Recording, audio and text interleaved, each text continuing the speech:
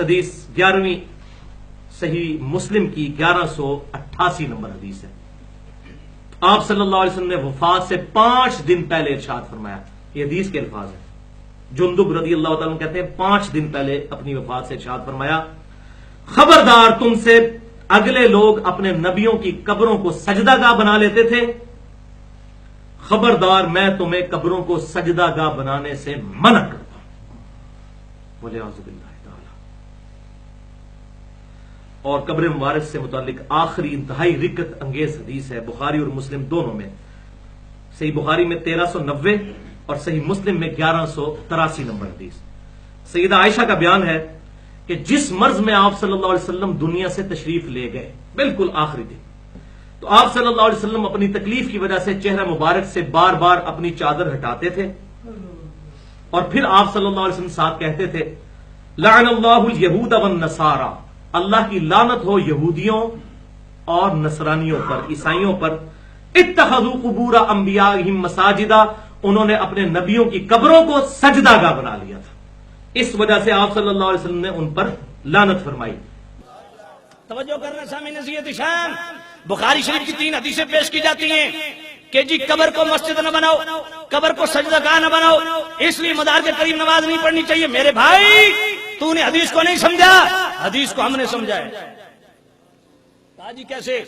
میں نے کہا قبر کو سجدہ گاہ نہ بناؤ، مطلب یہ کہ قبر کی طرف رخ کر کے سجدہ نہ کرو، باقی قبر کے قریب کھڑے ہو کے حصول برکت کے لیے قبر کے پاس کھڑے ہو کے بندگی اللہ کی کرنا، رخ قبلے کی طرف ہو، قبر سے برکت لینے کی نیت سے وہاں کھڑے ہو جاؤ. وہ فتاوی شامی کا جواب ہے جہاں امام شافعی کی میں نے بات کی تھی.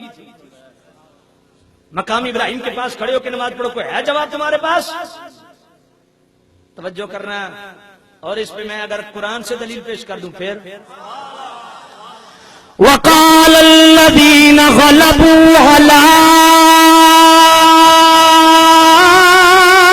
ہم اصحاب کہف کے مزار کے قریب جو غار ہے وہی ان کا مزار ہے، وہی ان کی قبر ہے، وہی ان کی بیٹھک. ان کے قریب ہم مسجد بنائیں گے. کیوں مسجد بنائیں گے؟ مزار کے قریب جو جملہ تفسیر مدارک کے اندر، جو جملہ تفسیر مظہری کے اندر، وہی جملہ دیوبند کا شیخ القرآن غلام اللہ خان تعلیم القرآن راولپنڈی وہ جواہر القرآن کے اندر وہی جملہ لکھ دیتا ہے کہ جناب والا مزار کے قریب مسجد بنانے کا مقصد کیا ہے؟ فرمایا یصلی فیہ المسلمون ویتبرکون بمکانہم، کہ نماز تو مسجد میں پڑھیں گے، برکت مزار سے حاصل کریں گے.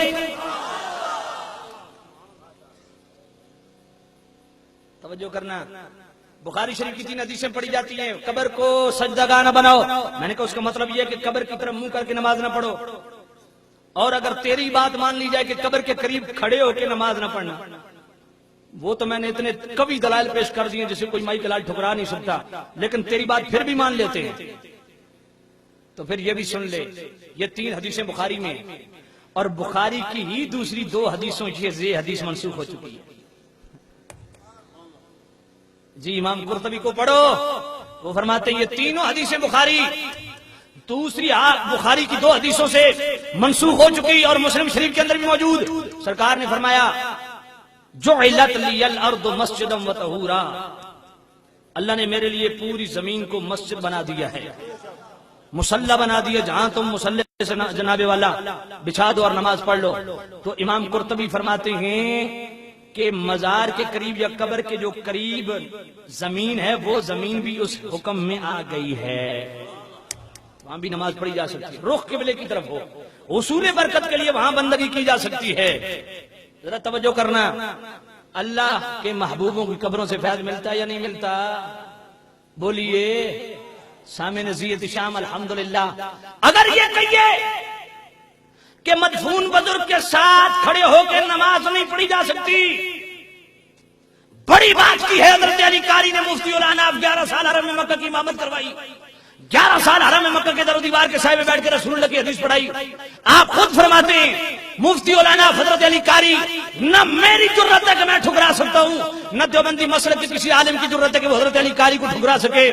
حضرت علی قاری اس مقام پہ بڑی خوبصورت بات لکھتے ہیں، فرماتے ہیں لوگوں اگر یہ بات مان لی جائے کہ مزار کے قریب کھڑے ہو کے عبادت نہیں کی جا سکتی، تو پھر سوچنے کی بات یہ ہے کہ حتیم کے اندر میزاب کے نیچے حضرت اسماعیل کی قبر ہے.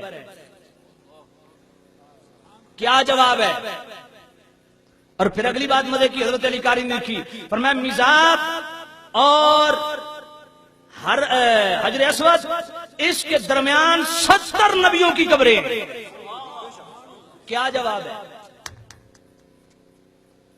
اور قبر کی طرف منہ کر کے نماز پڑھنا، قبر کو سجدہ گاہ بنانا، یہ شرع ناجائز ہے.